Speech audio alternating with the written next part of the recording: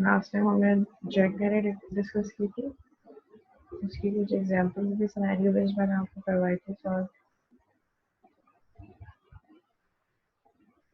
अब तक जितना हमने कंप्लीट कर दिया, कवर कर दिया, उससे रिलेटेड अगर क्वेश्चन है तो you can ask, just raise your hands.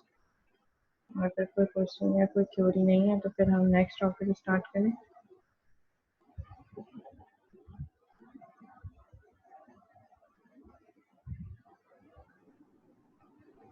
Ji Daniyal, mic on हो गया आपका? ठीक है।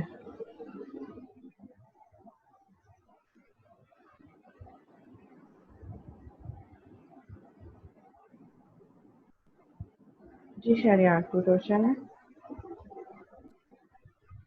आपके क्विज़ेस के मार्क्स, चलिए मैं देख लेती हूँ कि आपके क्विज़ेस के मार्क्स के साथ क्या इशू है।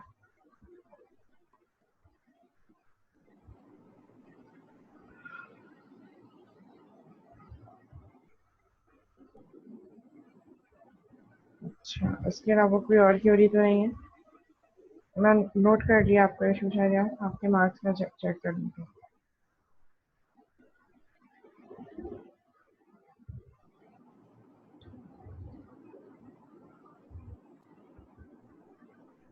Okay class, we are going to start the new topic, that is recursion.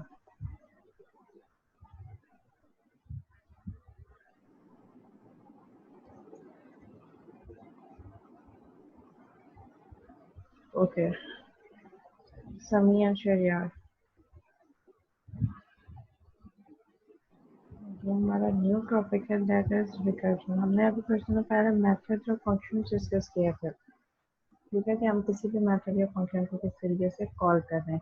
सो अब तक हम क्या करते आए थे कि किसी भी मेथड या फंक्शन को एक्सेस करने के लिए हम किसी न किसी मेथड या फंक्शन से कॉल कर रहे होते हैं। लाइक अगर मैंने परसेंटेज का एक मैथ फंक्शन बनाया है, उस तक एक्सेस करने के लिए, उस तक पहुंचने के लिए मुझे क्या करना पड़ता था, किसी और फंक्शन से या मेथड से उसको कॉल करना पड़ता था। लाइक यूजुअली हम मेन से कॉल कर रहे थे किसी भी मेथड को, कोई भी मेथड या फंक्शन बनाया और उसके बाद हम क्या करें, नेम से उस मेथड को या फंक्शन को कॉल किया। अब किसी भी मेथड को कॉल किस तरीके से करते हैं, थ्रू इट्स नेम और जो आर्ग्यूमेंट उसको इनपुट चाहिए होते हैं वो ब्रैकेट में हम पास कर देते हैं, तो वो क्या होती है, मेथड कॉल है। तो किसी भी मेथड को जब हम कॉल कर रहे होते हैं किसी और मेथड से, that is normal phenomena. But recursion is that, recursion का वर्ड रिकरिंग से निकला है। रिकरिंग का मतलब क्या है, एक ऐसा टास्क जो अपने आप को खुद ब खुद दोहरा रहा है। लेट्स से ऑफिस जैसे कोई मीटिंग्स हैं, जैसे फ्राइडे टू फ्राइडे हर वीकली मीटिंग होती है, ठीक है, और हर मीटिंग में हम लास्ट मीटिंग का जो है वो आउटकम होते हैं वो डिस्कस होते हैं, जो प्रॉब्लम होती है वो लिस्ट डाउन होती है। उसके बाद फिर एक ऐसी मीटिंग जो अपने आप को खुद दोहरा रही है, या एक ऐसा टास्क जैसे हमारी क्लास है हर थर्सडे को हो रही होती है, तो ये क्या है, एक रिकरिंग टास्क है। रिकरिंग टास्क एक ऐसा टास्क जो खुद ब खुद अपने आप को रिपीट कर रहा है। तो रिकर्जन भी रिकरिंग टास्क से जो है वो निकला है वर्ड। रिकर्जन इज बेसिकली कि कोई भी एक मेथड या कोई भी एक फंक्शन अपने आप को खुद से कॉल कर रहा है। अभी तो हमने ये देखा ना कि हम किसी और मेथड से, लाइक मेन से किसी भी मेथड या फंक्शन को कॉल कर रहे हैं। रिकर्जन इज दैट कि कोई भी मेथड या फंक्शन अपने आप को खुद से बार बार कॉल करे जा रहा है, अनटिल कोई भी स्पेसिफिक कंडीशन जो है वो जब तक मीट होती चली जा रही है, एक फंक्शन या एक मेथड अपने आप को खुद ब खुद कॉल करे जा रहा है। So that is recursion. A recursive function is a function that call itself. Recursive function कौन सा फंक्शन है, जो अपने आप को ही खुद से कॉल कर रहा है। अभी तो हम मेन से करते आ रहे थे ना, यहाँ पे हमारे पास क्या है, रिकर्सिव फंक्शन ऐसा फंक्शन है जो अपने आप को खुद ब खुद कॉल कर रहा है। A function that calls another function is normal. कोई भी फंक्शन जो कि कॉल कर रहा होता है किसी और फंक्शन को, जैसे हमने मेन से देखा, मेन से हम परसेंटेज को कॉल कर रहे हैं, ग्रेड को कैलकुलेट कर रहे हैं, कैलकुलेट सैलरी को कर रहे हैं, फाइंड मैक्स को कॉल कर रहे हैं, तो वो किससे कर रहे हैं, मेन से कर रहे हैं, that is normal. But when a function call itself, then that is a recursive function. और जब फंक्शन अपने आप को ही कॉल कर रहा होगा तो उसको हम क्या कह रहे होते हैं कि ये एक रिकर्सिव फंक्शन है। Sometimes it could considerably simplify the programming coding and its readability. हम क्यों यूज कर रहे होते हैं रिकर्जन, ताकि हमारे पास प्रोग्राम और ज़्यादा सिंप्लीफाई हो जाए, सिंपल हो जाए, एंड रीडेबिलिटी और इम्प्रूव हो जाए। ठीक है, तो एक रिकर्सिव मेथड या रिकर्सिव फंक्शन क्या है, जो अपने आप को कॉल कर रहा है।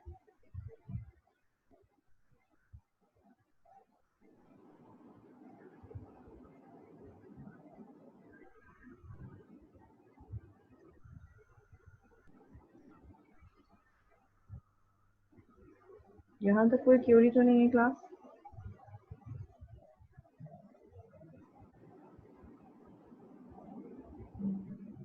जी। अच्छा, अगेन फर्स्ट टाइम हम इस फंक्शन को जैसे नॉर्मल हम कोई फंक्शन या मेथड कॉल करते हैं मेन से, वैसे कॉल करेंगे। उसके बाद फिर ये फंक्शन अपने आप को ही बार बार रिपीट करता रहेगा, बार बार कॉल करता रहेगा। इसकी ज़रूरत हमारे पास यूजली ये होती है कि जब हम अपने कोड को और ज़्यादा जो है वो सिंप्लीफाई करना चाहें, मतलब अगर कोड के हम जो है वो लॉजिकल एस्पेक्ट से कोई ऐसा काम है जो बार बार उसी के थ्रू हो रहा है, तो उसके लिए हम आइट्रेशन यानी कि लूप्स पे काम करने से बेटर ये है कि हम उसी फंक्शन को बार बार कॉल करवाएं। वो हम देखेंगे किस तरीके से एक लूप को हम ओवरकम कर सकते हैं। जैसे फैक्टोरियल के एग्जाम्पल है, factorial is the best example of recursion.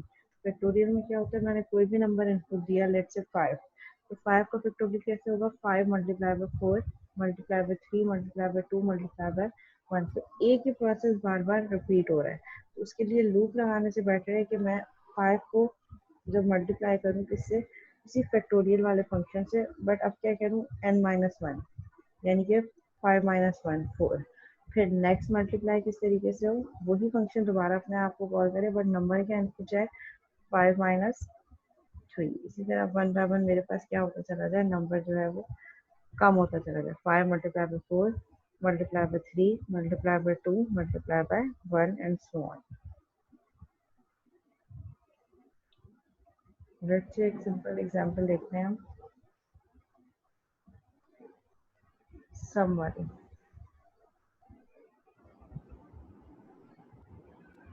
ठीक है, यहाँ पे ना लिखा है create a program which calculate the sum of all the numbers from n to m recursively. एक ऐसा प्रोग्राम यहाँ पे उन्होंने एक्सप्लेन कराया है रिकर्जन के थ्रू, जो कि क्या कर रहा है, सम जनरेट कर रहा है उन तमाम नंबर्स का जो n और m के रेंज के अंदर आ रहे हैं, इंक्लूसिव n एंड m। ठीक है, अब इसको कोड देख लेते हैं। लेट्स से मेन मेथड में दो नंबर यूजर से इनपुट लिए, first number is n, second number is m। दो नंबर यूजर से इनपुट ले लिए। उसके बाद ऊपर एक मेथड की प्रोटोटाइप है, मेथड की प्रोटोटाइप क्या है, पब्लिक स्टैटिक इंट, यानी कि ये फंक्शन है जो कि रिटर्न करेगा एक इंटीजर वैल्यू। और फंक्शन का नाम क्या है, कैलकुलेट सम रिकर्सिवली, जो कि दो नंबर ले रहा है, एक n और एक m, और दोनों की डाटा टाइप्स क्या है, इंटीजर है। सो मेन में क्या हो रहा है, दो नंबर यूजर से इनपुट लिए n m, और कैलकुलेट सम रिकर्सिवली का मेथड कॉल हो रहा है, और उसमें ये n और m की वैल्यू पास हो रही है। तो फर्स्ट टाइम जब रिकर्सिव मेथड या फंक्शन को हम कॉल करेंगे वो किसी और मेथड से करेंगे। उसके बाद जब एक दफ़ा वन ये कॉल हो जाएगा, उसके बाद फिर ये किसी न किसी कंडीशन की बेसिस पे अपने आप को खुद से कॉल करता रहेगा। तो अभी फर्स्ट टाइम हमने मेन से कॉल किया है, कैलकुलेट सम रिकर्सिवली, और इसमें क्या वैल्यू पास कर दी, n एंड m। यूजर ने जो वैल्यू दी n की, यूजर ने जो वैल्यू दी m की। ठीक है, एक्चुअली प्रोग्राम हमारा क्या है कि n और m जितने भी नंबर में n और m की रेंज के अंदर उनका सम जनरेट करना है। लेट्स से अगर यूजर ने n की वैल्यू 1 दी है और m की वैल्यू 5 दी है, तो ये क्या करेगा, 1 plus 2 plus 3 plus 4 plus 5, n और m की रेंज के अंदर जितने भी नंबर हैं उन सबका सम जनरेट करके ये फंक्शन रिटर्न करेगा। तो इसीलिए हमने n और m यूजर से इनपुट ले लिया मेन में, और कैलकुलेट सम रिकर्सिवली के फंक्शन में n और m एज एन आर्गुमेंट पास कर दिया। अब ये कहाँ चला जाएगा, मेरा प्रोग्राम का फ्लो मेन से निकल कर इस फंक्शन की बॉडी में, कैलकुलेट सम रिकर्सिवली, और इसमें n और m की वैल्यू लेकर जाएगा।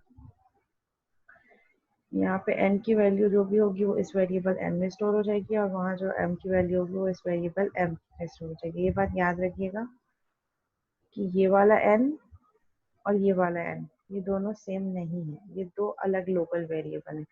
ये वाला जो इंट है ये कैलकुलेट सम रिकर्सिवली के लिए एक्सेसिबल है। सिमिलरली ये वाला जो n है, तभी ये दो अलग वेरिएबल्स हैं। आपको इसी बात से अंदाजा होना चाहिए कि दोनों की डिक्लेरेशन अलग है। यहाँ पे भी इंट है और यहाँ पे भी इंट है। अगर ये दोनों एक ही होते तो इनको हम एक दफ़ा डिक्लेयर करते, बट ये दो डिफरेंट वेरिएबल्स हैं, दो अलग लोकल वेरिएबल्स हैं। ये वाला int n calculate sum recursively का लोकल वेरिएबल है, और ये वाला इंट n मेन का लोकल वेरिएबल है। तो लोकल वेरिएबल की फंक्शनलिटी क्या होती है, जिस बॉडी के अंदर डिफाइन हुए हैं उसी बॉडी के अंदर एक्सेस हो सकते हैं। तो अगर मैं यहाँ से इस फंक्शन का नाम लेट से एक्सप्लेन करने के लिए मैं इसको n1 कर देती हूँ, और यहाँ पे मैं n कर रही हूँ, तो अब भी मेरा कोड एरर देगा अनडिफाइंड सिंबल n, क्योंकि इस बॉडी के अंदर मैंने n तो कहीं डिफाइन ही नहीं किया, तो मेन की बॉडी में डिफाइन है और वो यहाँ पे एक्सेसिबल नहीं है। तो ये समझाने का मतलब ये है कि वहाँ से जो चीज़ पास हो रही है वो n और m पास नहीं हो रहे, n और m में रखी हुई वैल्यू यहाँ के लोकल वेरिएबल में पास हो रही है। इसीलिए आप चाहें तो इनको n और m रख सकते हैं, और अगर चाहें तो n1 और n1 भी कर सकते हैं, अप टू यू। बस एक्सप्लेन करने का मतलब ये कि they both are not same. अगर नाम सेम भी है तो ये एक ही स्टोरेज नहीं है मेमोरी में, ये दो अलग अलग वेरिएबल्स अलग अलग मेमोरी एलोकेशन में स्टोर होंगे। अब जब आपने अगर यहाँ पे n1 और m1 किया है तो फिर इस बॉडी के अंदर, इस पूरी बॉडी के अंदर n और m कहीं यूज नहीं हो रहा है, तो फिर यहाँ पे ये एरर देगा। इसलिए फिर आपको यहाँ पे भी n1 और m1 करना पड़ेगा, n1 and m1 and so on. ठीक है, तो अगर आप सेम नेम रख रहे हैं तो इसका ये मतलब नहीं है कि दोनों सेम वेरिएबल्स हैं, वो वहाँ के अलग लोकल वेरिएबल्स हैं और ये यहाँ के अपने लोकल वेरिएबल्स।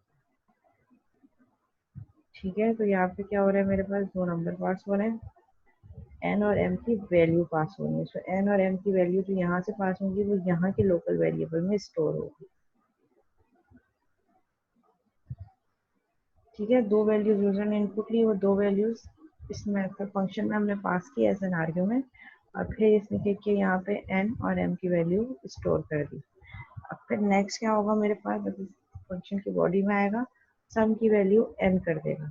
लेट एज्यूम हम कह रहे हैं कि यहाँ पे यूजर ने n की वैल्यू 1 दी और m की वैल्यू 5 दी। ठीक है, तो ये जिस सीक्वेंस में पास हुआ है उसी सीक्वेंस में स्टोर होंगे, पहले n गया है और फिर m की वैल्यू गई है, तो n की वैल्यू 1 हो जाएगी और m की वैल्यू 5। तो ये वैल्यू पास होंगी यहाँ की local variable n and m में। सो हेयर n की वैल्यू 1 हो गई और m की वैल्यू 5 हो गई। हम क्या कह रहे हैं, int sum is equal to n। ठीक है, तो अब यहाँ पे मेरे पास सम क्या हो गया, sum is equal to n और n की वैल्यू क्या है, 1। तो सम भी मेरे पास 1 हो गया। अब ये चेक करेगा कि क्या n इज लेस देन 1 है, n is less than m means क्या 1 less than 5 है, condition is true। so when the condition is true, so क्या करो, n plus plus n में एक इंक्रीमेंट कर दो। so n की वैल्यू 1 थी, n plus 1 क्या हो जाएगा, 1 plus 1 2। और फिर ये क्या कह रहा है, result sum is equal to, ये किसके इक्विवेलेंट हो गया, ये स्टेटमेंट इक्वल हो गई result sum is equal to sum plus, यानी कि अब सम की वैल्यू यहाँ पे मेरे पास क्या है फर्स्ट आइट्रेशन में, ये मैं कमेंट कर रही हूँ आगे एक्सप्लेन करने के लिए। Result sum is equal to sum plus, और सम की वैल्यू अभी क्या है मेरे पास 1 है, क्योंकि हमने अभी इसको सम को क्या सेट किया है n, तो सम इज इक्वल टू 1, उसके बाद n में इंक्रीमेंट हुआ है जब तक सम की वैल्यू 1 स्टोर है। तो ये क्या रिजल्ट रिटर्न करेगा,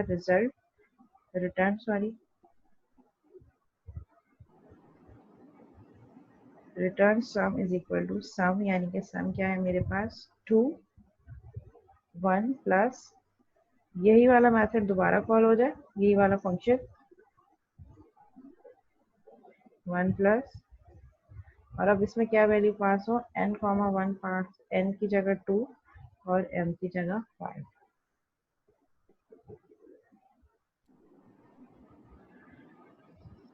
तो फिर अब ये क्या करेगा, ये फौरन ही जैसे इसको ये,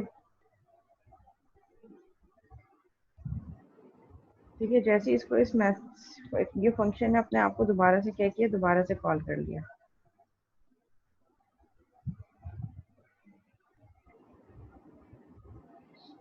अभी क्या करेगा, कैलकुलेट सम रिकर्सिवली, यानी कि इस फंक्शन ने अपने आप को दोबारा से कॉल कर दिया। तो अब ये कहाँ जाएगा, कैलकुलेट सम रिकर्सिवली में दोबारा, और अब n की वैल्यू 2 हो गई और m की वैल्यू वही 5 है।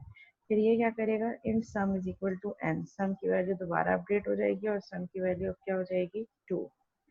फिर चेक करेगा कि क्या n लेस देन m है, यानी कि क्या 2 लेस देन 5 है, condition is true, n plus plus, यानी कि n की वैल्यू अभी क्या कर देगा, 2 प्लस 1 3, एंड देन रिटर्न क्या करेगा, ये बाकी सब में 1 बाय 1 नीचे की स्टेटमेंट में लिखेगा। ठीक है, अब ये क्या रिटर्न करेगा,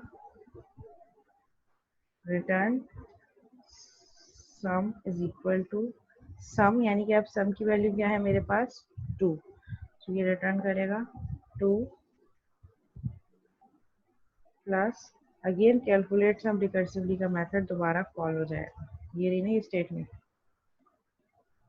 और अब n और m की क्या वैल्यू पास हो जाएंगी, n की वैल्यू अपडेटेड 3। तो फिर अब यहाँ पे क्या मिलेगा, ये फंक्शन दोबारा से अपने आप को कॉल करेगा। तो जब ये अपने आप को कॉल करेगा 3 और 5, तो अब n की वैल्यू 3 हो गई, जिसकी वजह से सम की वैल्यू भी मेरे पास क्या हो जाएगी 3। नीचे आएगा, कंडीशन चेक करेगा, क्या 3 लेस देन 5 है, condition is still true, n plus plus, यानी कि अब n की वैल्यू क्या हो जाएगी मेरे पास 4। और फिर यहाँ पे ये फंक्शन क्या करेगा, इसी स्टेटमेंट को मैं नीचे राइट डाउन कर देती हूँ, रिटर्न करो। ये मैं आपको आइट्रेशन बता रही हूँ, कोड सारा वही है, मैं बस उस कोड को कमेंट कर करके बता रही हूँ कि कोड में क्या अपडेशन होगी। सम की वैल्यू अभी मेरे पास क्या है 3, सो रिटर्न करो 3 प्लस कैलकुलेट सम रिकर्सिवली, और कैलकुलेट सम रिकर्सिवली में n क्या चला जाएगा 4, तो ये ऊपर जाएगा। अब n की वैल्यू क्या हो गई मेरे पास 4, चेक करेगा क्या क्या 4 is less than 5, condition is true, यहाँ पे आएगा और n प्लस प्लस कर देगा और n की वैल्यू 5 हो जाएगी। और फिर 5 होने के बाद ये दोबारा से ये वाली स्टेटमेंट पे आएगा, और इस स्टेटमेंट में मेरे पास क्या होगा, calculate sum is equal to, sum की वैल्यू क्या है मेरे पास 4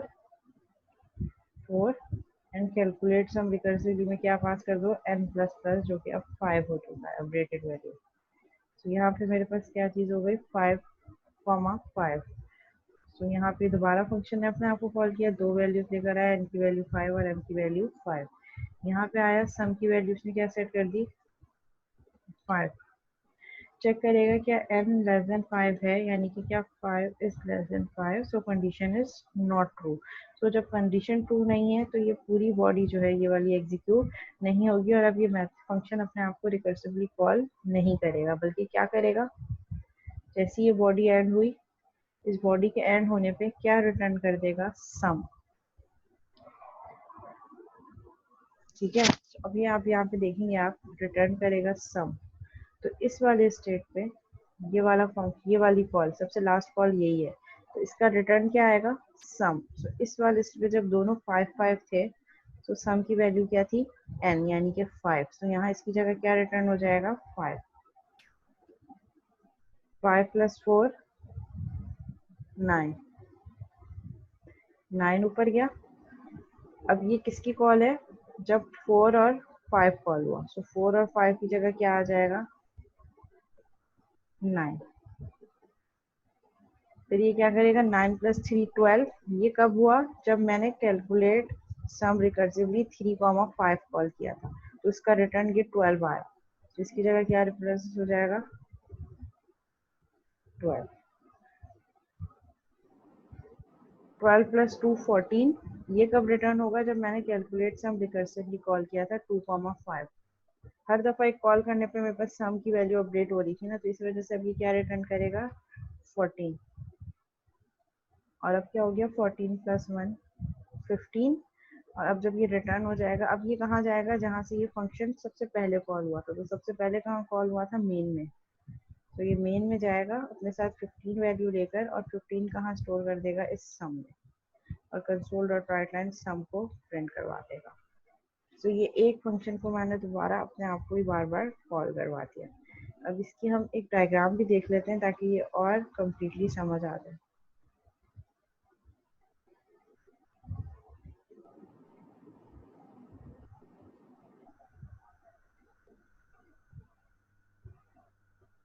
एग्जैक्टली यहाँ पे मुझे लूप लगाने की जरूरत पड़ी, वरना पहले हम ये काम कैसे करते थे लूप से। लूप लगाने की बजाय मैंने क्या किया, मैंने सिंपल एक स्टेटमेंट यूज कर दी, रिटर्न सम। अगर ये काम मैं लूप से करती तो कैसे करती, for int I is equal to n, semicolon I is less than m, semicolon I plus plus, और लूप की बॉडी के अंदर मुझे क्या करना पड़ता, sum is equal to sum plus I। वो काम मैंने क्या किया, एक ही काम बार बार हो रहा है, वो लूप में रखने के बजाय मैंने क्या किया, उसको फंक्शन कॉल करवा दिया। अब इसको हम और बेटर एक्सप्लेन करते हैं इस डायग्राम से। ठीक है, सबसे पहले हम एज्यूम कर रहे हैं कि यूजर ने, अभी मैंने आपको 1 और 5 इनपुट दिया, एन और एम। अब हम एज्यूम करें कि यूजर ने एन की वैल्यू 1 और एम की वैल्यू 3 दी। ये क्लास दोबारा एक्सप्लेन कर रही हूँ मैं इस कोड को। ठीक है, तो मेन से सबसे पहले मेरे पास मेन से प्रोग्राम कॉल होगा ये फंक्शन। एन की वैल्यू 1 हो गई, एम की वैल्यू 3 हो गई और सम क्या हो गया मेरे पास 1। ठीक है, अभी ये ब्लू बॉक्सेस को हमने अभी नहीं देखना, अभी हम यहाँ पे देख रहे हैं कि एन की वैल्यू मेरे पास 1 है, एम की वैल्यू 3 है और सम क्या है मेरे पास 1, क्योंकि हमने यहाँ पे कंडीशन दी है and sum is equal to n की स्टेटमेंट है। तो एन की जब 1 पास हुआ तो सम भी 1 हो गया। तो ये चेक करेगा कि आप 1 लेस देन 3 है, condition is true, n plus plus यानी कि एन में एक का इंक्रीमेंट कर दो। एन की वैल्यू क्या है हो गई मेरे पास 1 थी, अब 2 हो गई, और रिटर्न करो sum is equal to sum plus calculate sum recursively. तो ये रिटर्न करने से पहले क्या करेगा, पहले फंक्शन कॉल करेगा जो कि है कैलकुलेट सम रिकर्सिवली। इसमें एन और एम, सो एन की वैल्यू क्या अपडेटेड हो गई है 2, तो ये कैलकुलेट सम रिकर्सिवली को दोबारा कॉल करेगा। सो मेरा प्रोग्राम का फ्लो कहाँ, यहाँ से चला जाएगा, ये जो एरोज आपको नजर आ रहे हैं। ठीक है, अब मेरे प्रोग्राम जब कैलकुलेट सम रिकर्सिवली, एन की वैल्यू 2 और एम की वैल्यू हुई 5, तो अब ये प्रोग्राम का फ्लो इस यही फंक्शन अपने आप को दोबारा से कॉल कर देगा। ये देखें आपको एरो नजर आ रहा होगा। अब इसने क्या किया, at start is equal to n is equal to 2 कर दिया और सम की वैल्यू 2 कर दी। यही एक block of code bar bar repeat हो रहा है इस कंडीशन की बेसिस पे। अब एम एन की वैल्यू 2 हो गई और एम की वैल्यू क्या हो गई 3, तो int sum is equal to n. अब सम की वैल्यू एन हो गई यानी कि सम की वैल्यू 2 हो गई। चेक कर रहे हैं क्या एन लेस देन एम, क्या 2 लेस देन 3 है, कंडीशन ट्रू है। सो एन प्लस प्लस कर दो यानी कि 2 प्लस 1 3 कर दो एन, और रिटर्न करो sum is equal to sum plus calculate sum recursive. यहाँ पे इस मेथड ने अपने आप को एक दफा फिर से कॉल किया और एन की वैल्यू अब 3 हो गई और एम की वैल्यू वही पहले वाली 3 है, क्योंकि एम को हम अपडेट नहीं कर रहे। तो अब ये प्रोग्राम क्या चला जाएगा, अपने आप को ही दोबारा कॉल करेगा ये फंक्शन। तो अब ये यहाँ से दोबारा फंक्शन ने अपने आप को कॉल किया और n की वैल्यू 3 कर दी, m की वैल्यू 3 कर दी और int sum is equal to n। इस स्टेटमेंट की वजह से सम की वैल्यू भी मेरे पास 3 हो गई। अब ये चेक करेगा क्या 3 लेस देन 3 है, नहीं। तो जब कंडीशन ट्रू नहीं है, कंडीशन ट्रू नहीं है, तो इफ की ये पूरी बॉडी एग्जीक्यूट नहीं होगी, बल्कि ये क्या कर देगा, रिटर्न सम। यानी कि अब सम की वैल्यू यहाँ पे 3 है और क्या कर रहा है, रिटर्न सम, यानी कि क्या रिटर्न कर रहा है, सम की वैल्यू दैट इज 3।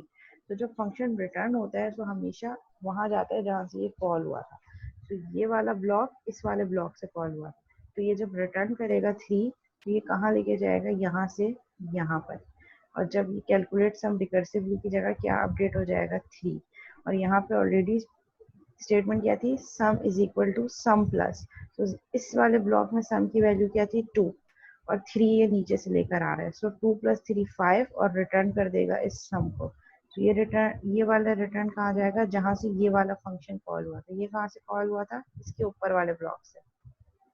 इस वाले फंक्शन को यहाँ से कॉल हुआ था, तो ये अपने साथ 5 वैल्यू लेकर जाएगा एज अ रिटर्न और कहाँ स्टोर कर देगा, इस कैलकुलेट सम रिकर्सिवली की जगह। यहाँ पहले से मेरे पास क्या है, sum is equal to sum plus calculate sum recursively. So calculate sum recursively की जगह तो ये 5 आ जाएगा और सम की जगह यहाँ पे जो वैल्यू थी 1, सो 1 प्लस 5 इज 6। ये रिटर्न करेगा 6। अब ये जो रिटर्न करेगा ये कहाँ करेगा, जहाँ से सबसे पहले ये फंक्शन कॉल हुआ था, क्योंकि इससे पहले कोई और कॉल नहीं है। तो ये सबसे पहले कहाँ से कॉल हुआ था, मेन से। तो ये वापस जाएगा मेन में और अपने साथ 6 वैल्यू लेकर जाएगा यहाँ पे। इस स्टेटमेंट की जगह क्या आ जाएगा 6। तभी मैंने यहाँ पे एक वेरिएबल स्टोर किया int sum is equal to, और वो जो वेरिएबल यहाँ पे वैल्यू रिटर्न होगी वो इस सम में स्टोर हो जाएगी और कंसोल डॉट राइट लाइन पे सम प्रिंट हो जाएगा। तो अगर आप देखें तो इस कैलकुलेट सम रिकर्सिवली को मेन से मैंने एक दफा कॉल किया है, तो ये कहाँ से गया, यहाँ से निकल गया, यहाँ चला गया। उसके बाद फिर ये जो फर्स्ट इटरेशन है, इसके बाद इस कंडीशन की बेसिस पे अब ये फंक्शन ये 3 टाइम्स अपने आप को खुद से ही कॉल कर रहा है। फंक्शन के अंदर से मैंने इसी फंक्शन को कॉल करवा दिया। एक आइट्रेशन इसकी कहाँ से हुई, मेन से।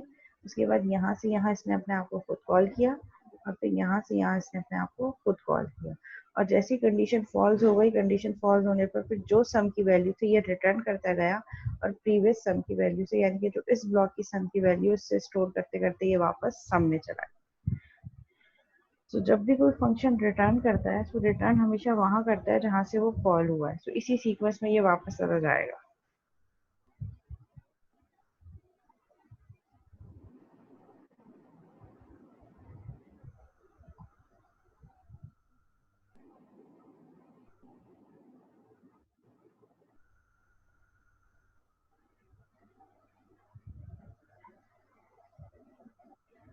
ठीक है, इसकी एक और एग्जांपल हम देखते हैं फैक्टोरियल वाली। ठीक है, if you want to calculate the factorial of 4, there are two methods. First one is 4 multiplied by 3 multiplied by 2 multiplied by 1, जो हम लूप से कर रहे होते हैं। Method 2, 4 factorial is equal to 4 multiply by 4 minus 1, तो ये क्या हो जाएगा 3 मल्टीप्लाई बाय 4 माइनस 2, ये क्या हो जाएगा 2 मल्टीप्लाई बाय 4 माइनस 3, ये क्या हो जाएगा 1। तो हम ये मेथड भी यूज कर सकते हैं, हम ये मेथड भी यूज करते हैं। फर्स्टली हम देखते हैं कि हम एक मेथड बनाते हैं, फंक्शन बनाते हैं जो कि विदाउट रिकर्जन फैक्टोरियल कैलकुलेट कर रहा है।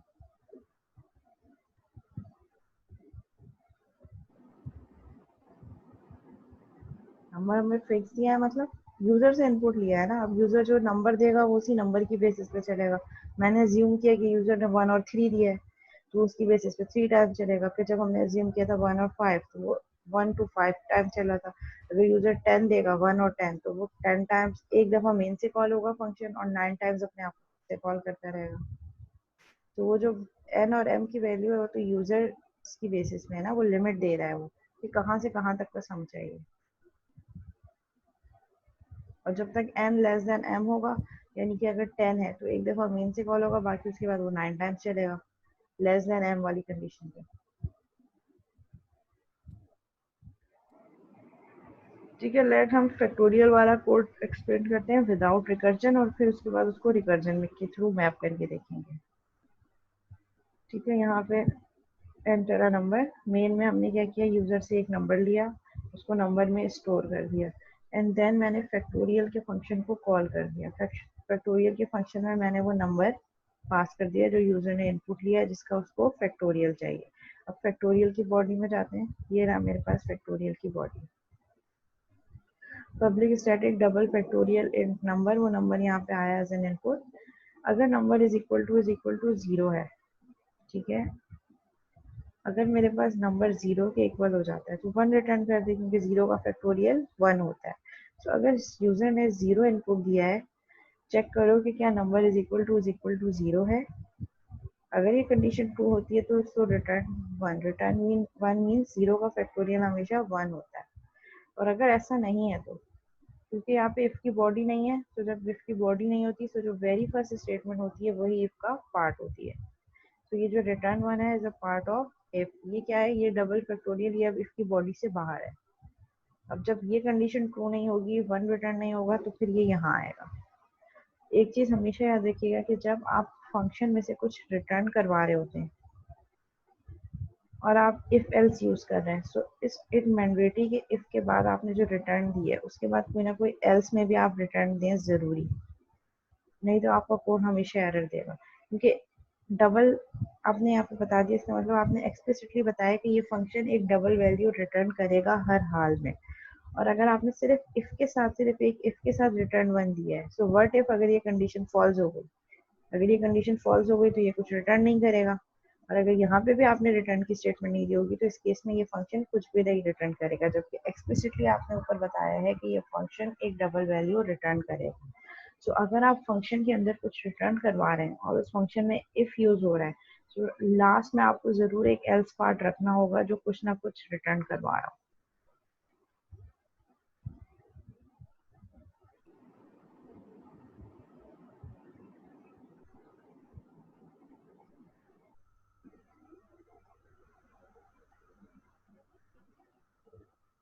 ओके,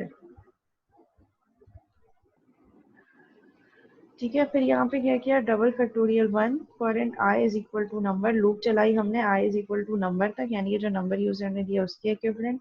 जब तक i greater than is equal to 1 है, i माइनस माइनस और factorial is equal to factorial multiply by i। Factorial की वैल्यू हमने 1 से रखी, जिस तरह हम sum is equal to sum plus जो है वो n रख रहे थे, यहाँ पे क्या है factorial is equal to factorial multiply by i, यानी कि वही नंबर अपने आप से मल्टीप्लाई होता चला जाएगा जो वैल्यू i की होगी।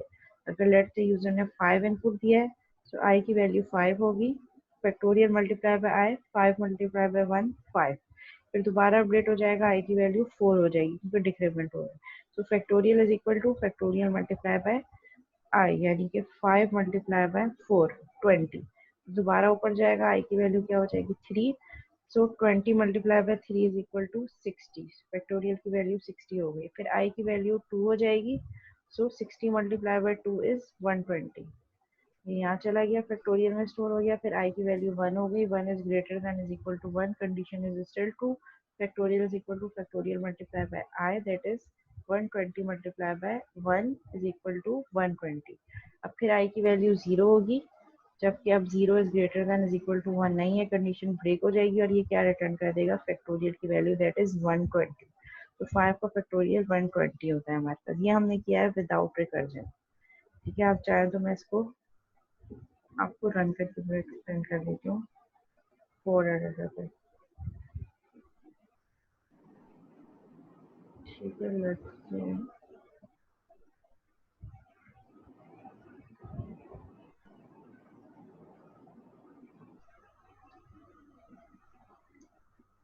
मीटिंग एंड होने वाली है, जैसे ही मीटिंग एंड हो जाए फिर इसी मीटिंग आईडी को फॉरवर्ड अब ज्वाइन करेंगे।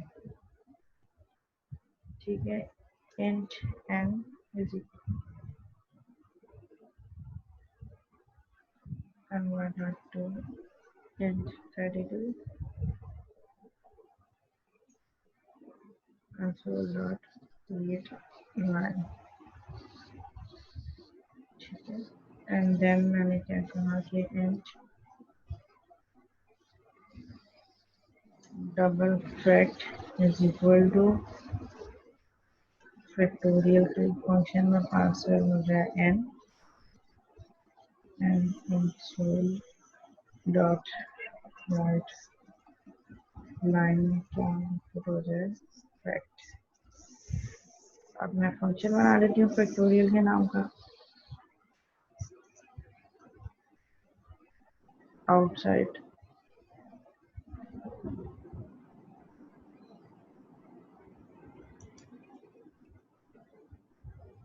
ठीक है। फंक्शन हम कैसे बनाते हैं, पब्लिक स्टैटिक डबल फैक्टोरियल, जो कि क्या लेगा, एक इंटीजर इनपुट लेगा, इंट ये कर देते हैं इसको, और फिर फंक्शन की बॉडी के अंदर हम क्या ले रहे हैं, इफ यानी कि जो वैल्यू पास हुई है जो ए में स्टोर हुई है वो इज इक्वल टू 0 हो जाती है, सो रिटर्न 1।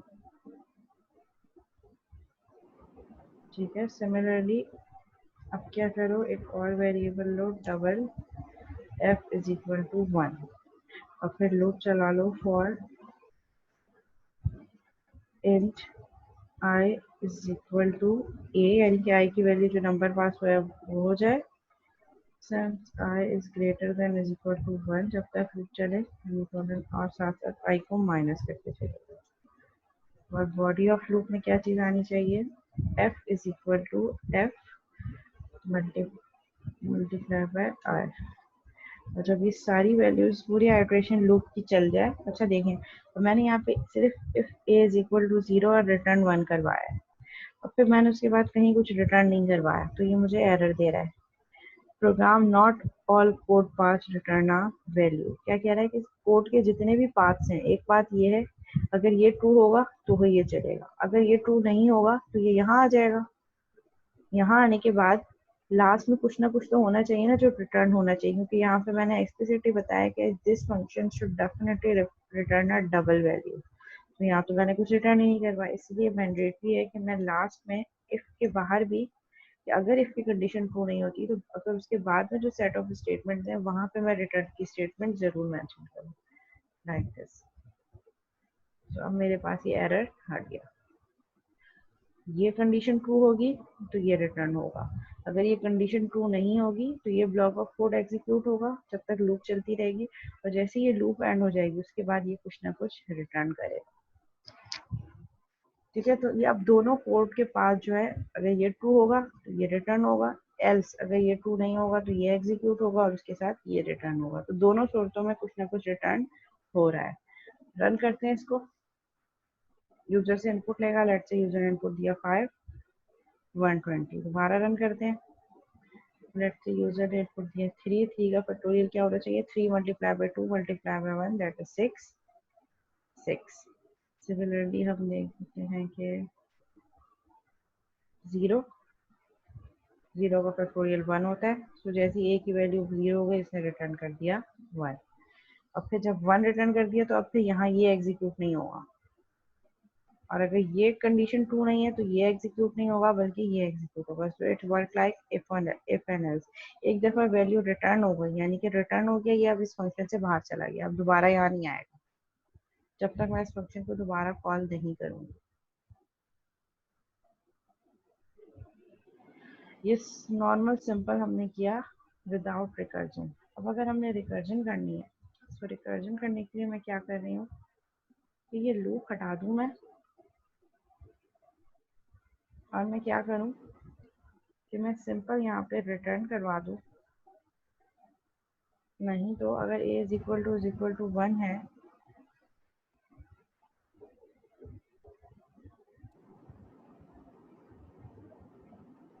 रिटर्न a यानी कि जो नंबर आ रहा है मल्टीप्लाई बाय,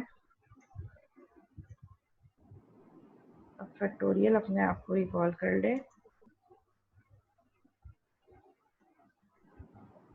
a माइनस 1। यानी कि अगर a की वैल्यू 0 0 नहीं है तो क्या रिटर्न करो, return a multiply by factorial of a minus 1। सो ये a की जो भी वैल्यू आएगी, लेट से 5 5 को मल्टीप्लाई करो फैक्टोरियल ऑफ a माइनस 1 यानी कि 4, तो फिर ये दोबारा फंक्शन अपने आप को कॉल करे। तो जो 4-5 स्टेटमेंट थी वो सब किससे रिप्लेस हो गई, एक सिंपल स्टेटमेंट।